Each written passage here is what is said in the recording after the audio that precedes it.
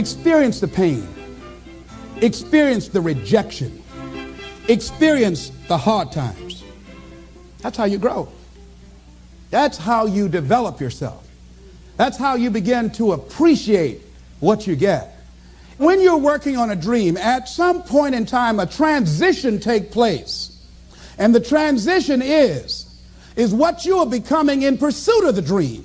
Because even if you don't get the dream, you become such a strong and powerful person, it will so change your life, you can look at something else and say, well, I think I'll go do this then. Because you have now developed yourself in such confidence and such competence in how to deal in the arena of life that you can move into another area and not miss a beat. Once you begin to discover who you are, then you really realize how you have been given authority and dominion over everything on the face of the earth, including all the dimensions of your life. But you can only do that through the struggle of life. And most people avoid the struggle. Most people go through life avoiding pain. And when you go through life like that, something in you dies. Something in you that you never activate is lying dormant in there, that you never get a chance to call on because you have not challenged yourself. Somebody said, the land of familiarity belongs to the dead. That most people like to feel like they're a king in the area of their comfort zone. They only want to do those things that they know how to do well. Osborne said, unless you attempt to do something beyond that which you've already mastered, you will never grow. So if you want to begin to grow, you've got to put something out here that you can't reach easily, that has got to make you stretch, got to make you jump for it, got to make you get back a little bit and dig in so that you can take a leap for it. And maybe you jump up there and you miss it and you skin your knees and you come back again and you bust your lip next time. But you keep on, and through that process, you learn how to leap higher. You start challenging yourself to dig deeper, and then you discover some things about you that you don't know right now, some talents that you have in you that you didn't know that you can do. I started out just talking to kids, and now I'm speaking at corporations. Now I'm traveling. I didn't know I can do this, but had I not given myself a chance, and I'm saying to you, give yourself a chance. Here's something else. If you want to begin to make your stuff happen for you, I think that it's very important that you start trusting yourself. Listen to yourself. Listen to that still small voice within you. Don't try and make everything logical. There are some things about life that defies logic, that you just can't explain how the outcome is going to be. I think that's why Paul said you've got to learn how to walk by faith and not by sight. That once you begin to trust yourself and your ideas and your instincts, life takes on a whole new meaning, because now I want you to do that feeling that you are led. Just feel, I am led. I remember the worst speech I had ever given in my life.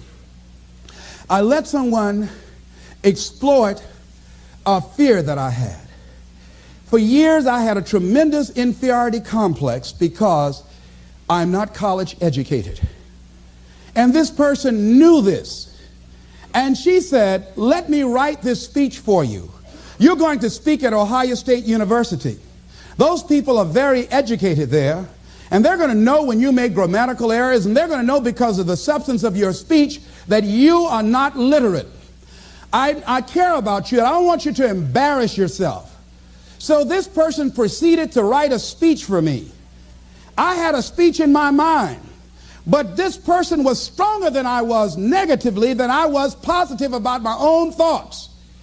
And I gave my power away. With my permission, I allowed this person to guide me to do something that I really didn't want to do.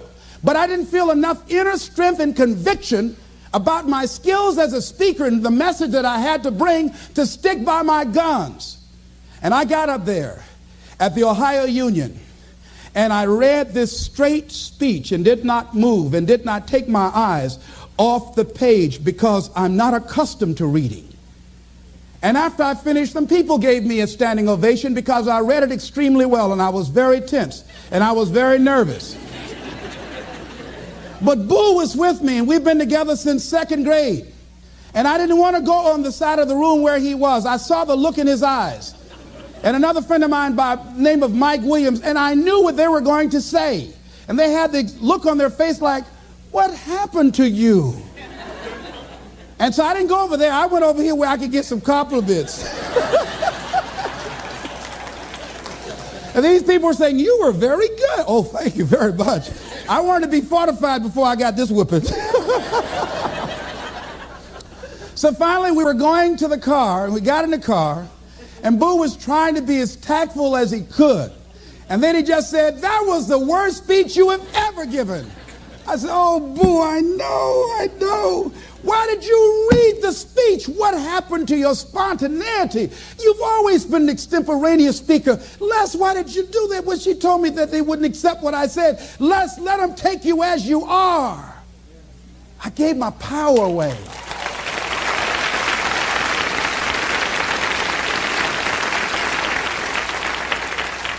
Ladies and gentlemen, don't give your power away. You don't need anybody to approve your dream. It was given to you. If they can't see it, it's because it wasn't given to them. It was given to you. Hold it, nourish it, cultivate it, work on it. It's yours. It's your baby. Work on it until it comes into fruition. I gave away my power, and I said, I'm not going to do that no more. If you've ever given away your power, repeat after me, please. I'm not going to do that no more. Isn't that something good to say? No, all right? Here's something else for those who make it today. Do what you know is right. Treat people like you want to be treated. Don't try and take any shortcuts. Don't try and cheat. Pay your dues up front. I believe, ladies and gentlemen, what goes around comes around. You can pay now, or you will pay double later. So do the right thing. There might be a tendency sometimes, because of the negative part of our consciousness and our own programming, for us to want to say, well, I'll just do it this time. It won't matter. Won't nobody know. Ladies and gentlemen, everything matters. And you know you're somebody. You know. I'd rather lose out on my dream doing the right thing than to cheat trying to make a shortcut to get to my goal. I want to be able to look myself in the mirror, and that's what you want to do. There's no saying, judge a man not by what he does, but by that he doesn't have to do. And to judge the true quality of a man is what do you do when nobody's looking. See, there's some good out there for you in the universe that has your name on it, and nobody can get your good. It has your name on it. They can't take your stuff. It's your stuff. So when you know that whatever you're seeking, it's also seeking you, you don't worry. You don't run scared. You don't think somebody's going to take it from you. You listen to your inner voice, and you always take the high road. There will be the tendency, the natural inclination to take the low road. You must resist that. Repeat after me, please. I will always take the high road. I will always take the high road. And do the right thing. And do the right thing. No matter what. No matter what. Shake somebody's hand on your right and left and say, do the right thing.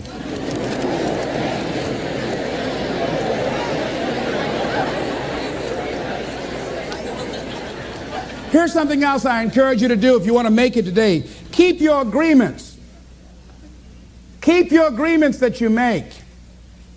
And establish a network of people who will also do that. Establish a network of people in your life that you can count on, that will be there for you when you need them, and you be there for them. And test them sometimes. Find out how many flaky people you've got in your life. Ask them to meet you someplace and say, this is very important for me. Will you be there for me? I need you. And whoever shows up, write their name down. Those that don't show up, draw a line through their name. And when they call you, make sure you're not available for them. Are you busy? No. I just choose not to deal with you in this way. Get all the flaky people out of your life.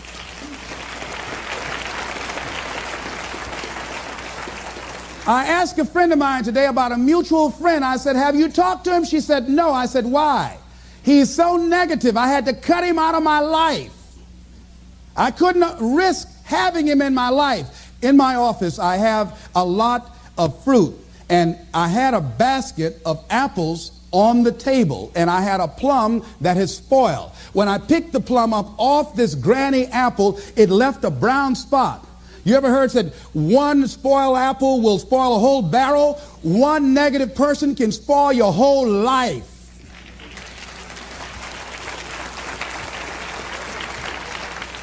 Leave the flakes alone. People that are seriously not serious. And if you're surrounded by flakes, that tells you who you are. Because like attracts like. Hello? I know you don't like that. I bet you won't applaud that one.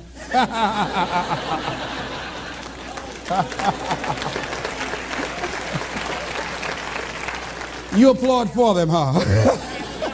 Here's the other thing is you're working on your dream. A lot of people have been calling me saying, hey, man, I read about you in Ebony. Boy, you're lucky. Ladies and gentlemen, let me tell you something. Here's something else. 3 P's to have in your life. In working on your dream and doing your life work, you must be patient, persistent, and positive no matter what. I called John H. Johnson for 2.5 years to get in that magazine. The first time I called him, he wouldn't talk to me. Then I was persistent, trying to find out who knew him that could invite me there to meet him or an opportunity to speak so that he could hear me. And I met a guy who worked for him. And I said, hey, I'd like to speak for you guys free. I just want to know, will he be in the audience? They said, yes, good. I spoke and I tried to tear the microphone up. And he said after I finished, hey, young man, you're quite impressive. I'm going to have my staff do an article on you. I said, thank you, Mr. Johnson. And I sent him information on me, Federal Express. And it didn't happen. Waited for a month and it didn't happen. Waited for 2 months. It didn't happen. I started calling every month. Hello, how are you? May I speak to Mr. Johnson? I'm sorry, he's not available. Tell him Les Brown calling. I just want to say thank you very much for the article when he puts it in.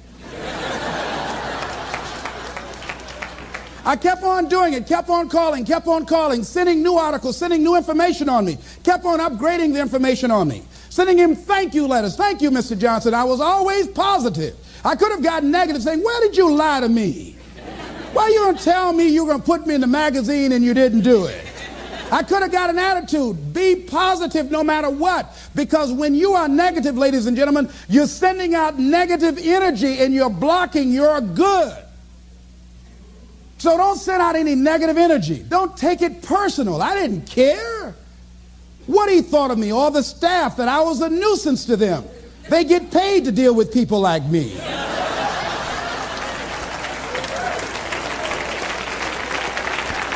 I wanted to be in that magazine. They got a subscription of 1.7 million people. Ask me, do I care what they think about me? Any sensible, reasonable, intelligent person knows if somebody doesn't call you back after 2.5 years, they don't want to talk to you. Ask me, do I care about that?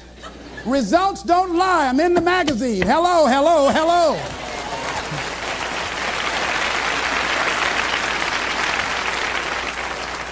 See, a lot of people have an idea or a dream and they give up on it. No, don't do that. Work your dream until it gets hot. See, most things don't happen as soon as we think they should happen. The messenger of misery might drop in on you and say hello. Murphy's Law might come by and thump you on the head. Any number of things can happen to interrupt your flow. It's okay. Don't take it personal. Just acknowledge what's going on. It's called life. And keep on working on your dream. Continue to keep on knocking, because this is your life. This is what you love. This is your passion. Step back. Don't judge it. If you judge it, judge not yet, lest ye be judged. Why? Because when you judge it, you invest emotion in it, and that emotion could be anger, and guess what? That hurts you. That doesn't hurt anybody else. One doctor said, the man who angereth me killeth me.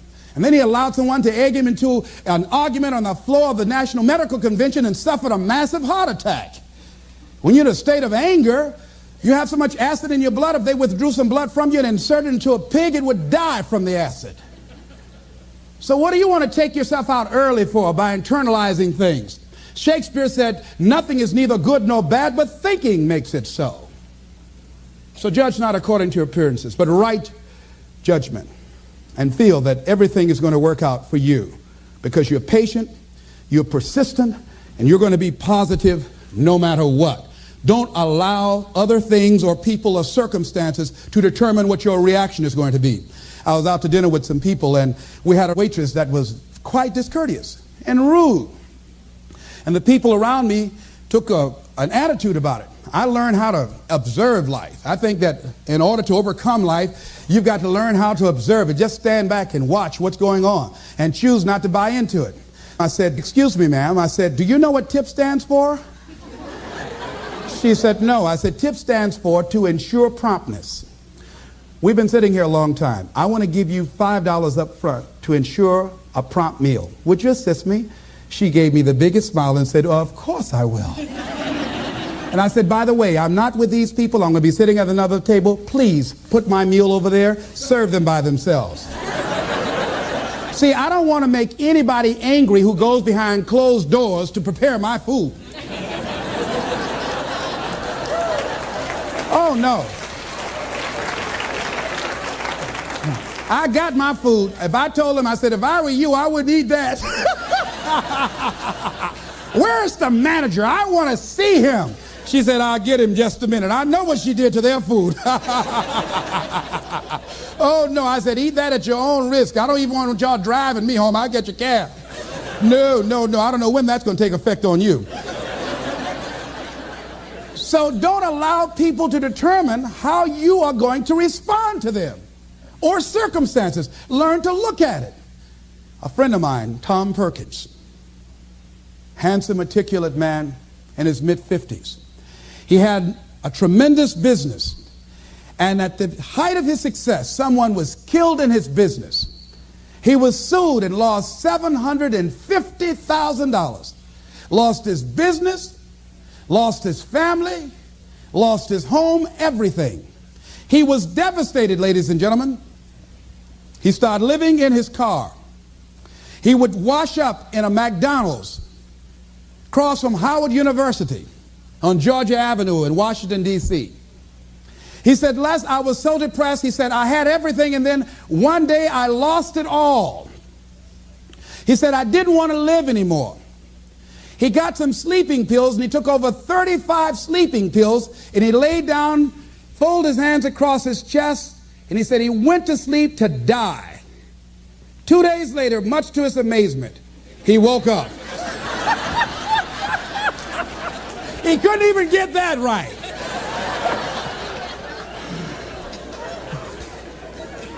I said, "What happened then, Tom?" He said, "An incredible thing happened." He said he was laying there for a moment. He said, and a voice said to him inside his mind, "It wasn't your life to take." That was one thing. He said, "Since that day, when I get any major challenges, I don't take it on myself personally. I feel that I've got somebody with me." He said, "I'll never leave you nor forsake you." He said, "Hey," I said, "God, you got to handle this for me. This is too much for me." He said, "I don't sweat the challenges of life." Repeat out to me, please. Don't sweat the small stuff. Don't sweat the small stuff. Because it's all small stuff.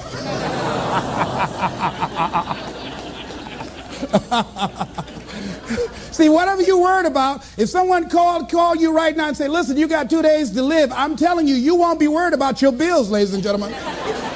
You won't be worried about whether or not somebody loves you or cheating on you because you're about to check out. Okay? So put things in perspective. Here's something else Tommy said that I think is important.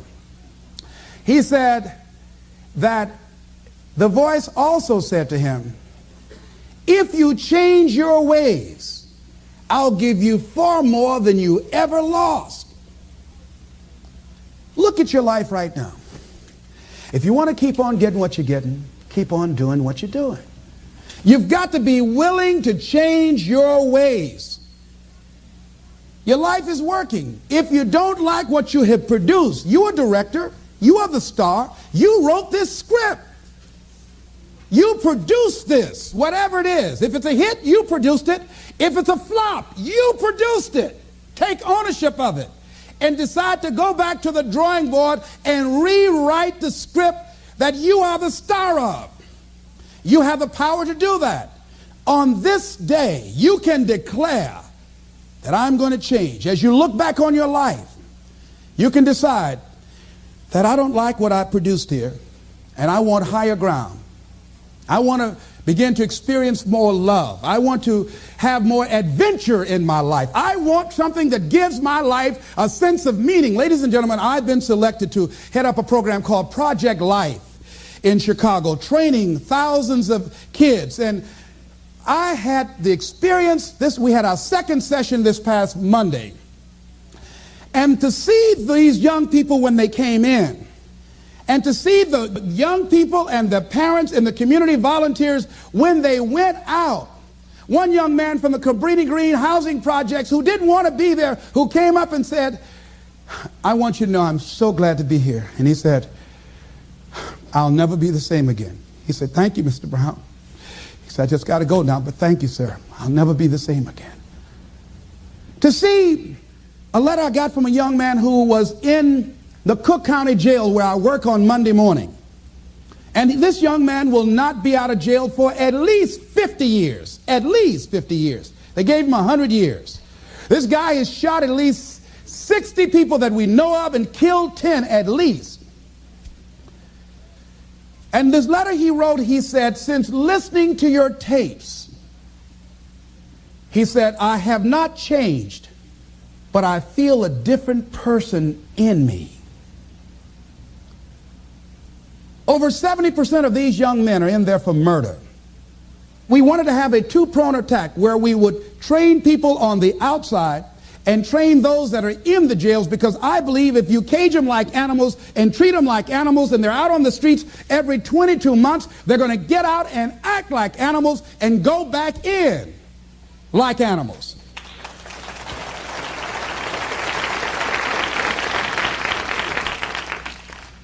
So we said, let's take an approach. This gives me my life. This might be insane. But I felt so good. I believe, ladies and gentlemen, if we can accept the possibility of that this is the decade of consciousness. That's what I believe that this is. The decade of consciousness, if you please. A time where we can begin to create in folks' minds the idea, the possibility that we can create a more humane society, the possibility that we can create more love, communication, and understanding in relationships, the possibility that we can create a drug-free America, the possibility that we can create the kind of respect for diversity and difference in our multicultural society, the possibility that we can begin to develop the mindset to bring out the best in people, to encourage them to achieve their greatness and support them in their dreams, that if we can, in this decade of consciousness, to begin to see and envision that happening, and that we all can play a role, that we were born for such a time as this, that we showed up for this, that we survived 1 out of 9 million sperms, and we have been chosen for this great work. What an exciting time to be alive.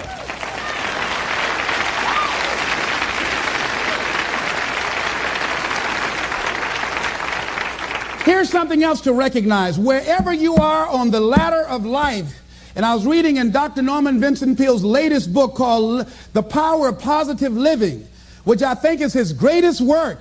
And he has something in there, a section called Comeback Power. Wherever you are in life, ladies and gentlemen, you've got comeback power. I don't care how low you are. I don't care what you have done.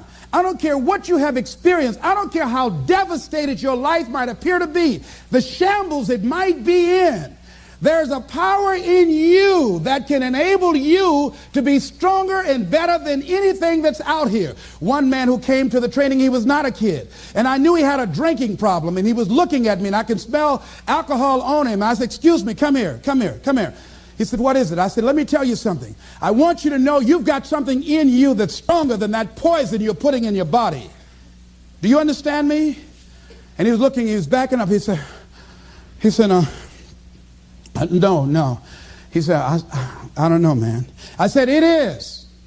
I said, that's why you're here. Something drew you here. And that which caused you to come, you said you want some help.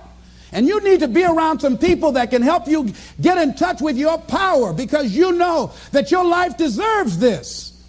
See, I think that the reason that we abuse ourselves with drugs and alcohol is that we're trying to numb something in us that's aching us, that's urging us, that's nagging us to do something bigger and better. It can't be because it tastes so good. It can't be because crack feels so good or cocaine. Is not that simple. That when we are deluding ourselves or polluting our minds, it numbs us where we don't have to face reality. Because we don't know what we've got going for us. See, once you discover who you are, the truth of knowing who you are will set you free from ever wanting alcohol, from ever wanting any kind of drug that's going to destroy who you are. Once you begin to know who you are, it will set you free from believing, I can't see myself doing any better.